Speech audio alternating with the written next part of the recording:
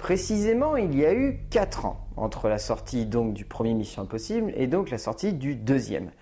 Deuxième qui change complètement de main puisque cette fois la mise en scène est cédée à John Woo, donc Mission Impossible 2 ou MI2 aussi. Mais donc voilà.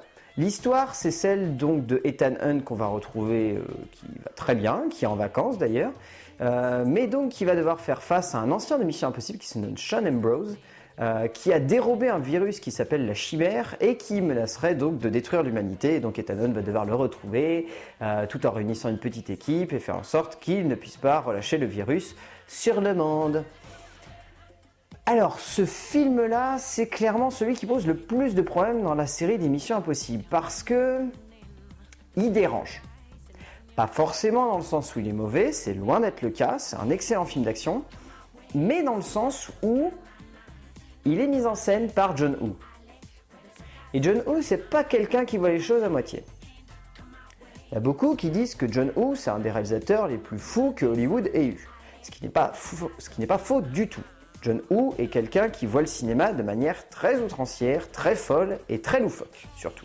Parce qu'il vient donc de Hong Kong. Hong Kong, c'est une petite île au large de la Chine qui est connue pour avoir de nombreux cinéastes qui ont apporté énormément au cinéma hollywoodien moderne. Comme par exemple Tsui Hark, John Woo en fait partie. Enfin voilà, c'est toute une clique de cinéastes qui ont apporté énormément au cinéma hollywoodien. Donc John Woo, c'est un des plus importants parce qu'il a livré des films qui ont marqué le cinéma. Mission Impossible 2 en fait partie, Volte-Face, Broken Arrow, Paycheck. Voilà, c'est un cinéaste qui a apporté des grosses bases à la manière dont on conçoit un blockbuster moderne et surtout dans la manière dont on conçoit l'esthétique d'un blockbuster moderne. Et donc ce film-là a beaucoup dérangé parce qu'il y a des scènes d'action dans ce film qui sont ultra folles, ultra épiques, qui repoussent les limites de l'action de base. Et pour les gens, c'était trop. C'était trop parce que voir 2 motos se rentrer dedans et 2 mecs se sauter dessus et ensuite tomber d'une falaise et s'en sortir comme si de rien n'était, bah ça gêne. Au-delà de ça, ce qui gêne sûrement dans ce film, c'est le scénario qui est très très facile. Contrairement au premier où donc il y a eu 3 scénaristes qui ont bossé en tout cas sur la base narrative du film, là il n'y en a qu'un, c'est Robert Fowle donc, qui avait participé au scénario du premier qui revient tout seul. Et le problème, c'est que le scénario est réduit à l'essentiel.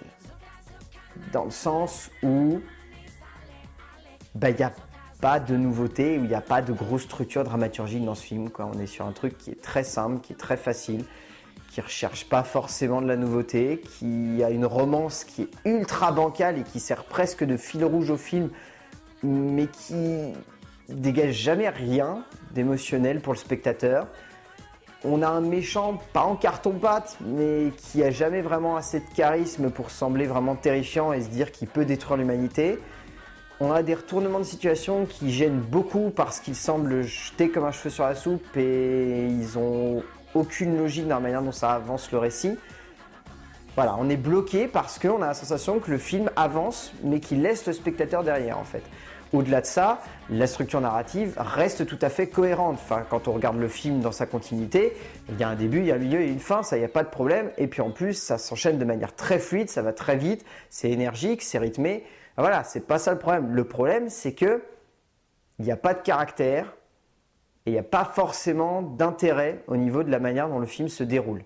C'est-à-dire que le film est ce qu'il est au niveau de sa structure narrative et dramaturgique, mais Robert Fowle n'a pas bossé son truc pour faire en sorte que ça semble épique à l'image de la mise en scène de John Woo. Là, on se retrouve vraiment devant un film qui a un scénario qui est ultra banal, voire facile, face donc à la mise en scène de John Woo qui, là, lui, tente des choses complètement folles. C'est-à-dire, John Woo, c'est l'antithèse de De Palma. De Palma crée de la tension, John Woo crée avant tout de l'action pure et dure qui va se générer à l'écran et où on se dit que le personnage peut toujours s'en sortir. C'est-à-dire que John Woo, c'est pas un mec qui veut essayer de créer une certaine tension qui va venir au fil du récit. C'est un mec qui fait une séquence d'action pour la rendre épique et pour la rendre grandiose. C'est-à-dire qu'on se dit que tout peut arriver, mais on sait que le héros va toujours trouver un moyen de s'en sortir. Ce qui est en même temps un énorme problème pour la mise en scène de John Woo. Mais derrière ça, ça lui permet de créer des choses esthétiquement qui sont absolument folles, qui sont absolument dingues, qui nous marquent. C'est-à-dire que quand on regarde un film de John Woo, on a les yeux qui sortent des orbites tellement on se dit « Waouh !» C'est fou ce qu'il arrive à faire, c'est juste dingue. Toutes les scènes d'action sont superbes, toutes les scènes d'action sont magnifiques. Enfin, les scènes d'action de John Woo, c'est vraiment quelque chose de faut vivre pour comprendre comment John Woo arrive à concevoir une scène d'action. Il la conçoit comme quelque chose qui se ressent comme une expérience à chaque seconde, quoi.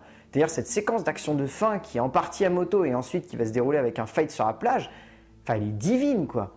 Elle est aussi folle, qu'elle est épique, qu'elle est grandiose, qu'elle est spectaculaire. Enfin, à aucun moment, on se dit, il n'y a rien qui est cohérent à l'écran. Tout est logique, tout est superbe dans la manière dont il conçoit ça. Même quand il arrive à placer ses pigeons ou ses colombes, qui est son énorme clin d'œil au cinéma des années 60-70, enfin voilà, ça marche tout le temps, quoi. Et puis on a beau trouver ça un petit peu loufoque, ça fonctionne quand même. Et c'est ça l'essence même du cinéma de John Woo, c'est d'arriver à se concevoir comme un truc qui est en même temps outrancier et loufoque, mais qui en même temps arrive à nous tenir en haleine du début à la fin. Et c'est ça qui est dingue.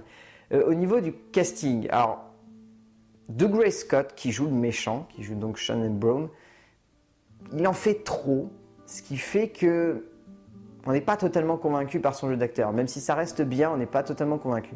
Ceux qui arrivent vraiment à nous convaincre, hormis Ving Rhames qui est toujours excellent, c'est Fendi Newton et c'est Tom Cruise. Fendi Newton est vraiment superbe comme actrice, elle campe vraiment avec beaucoup de justesse Nia.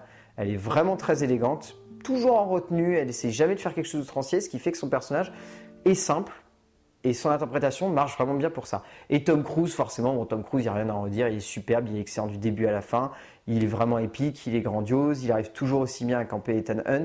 Et donc là, on sent qu'il s'implique un petit peu plus dans les scènes d'action, ce qui est le début donc de son espèce de conversion dans le manque d'adrénaline dont il va avoir besoin tout au long de la saga. Mais donc voilà. Donc oui, Mission Impossible 2, c'était une grosse surprise, tout en étant moins bon que le premier. Mais voilà, ça avait ce don de nouveauté qui surprenait au niveau de la mise en scène, même si le scénario était assez mauvais. Mais John Woo, derrière, apportait vraiment une certaine patte qui changeait de De Palma et qui donnait vraiment un nouveau caractère à la série. Et donc voilà, il a fallu attendre tout de même après 6 ans pour voir le 3e épisode de la série.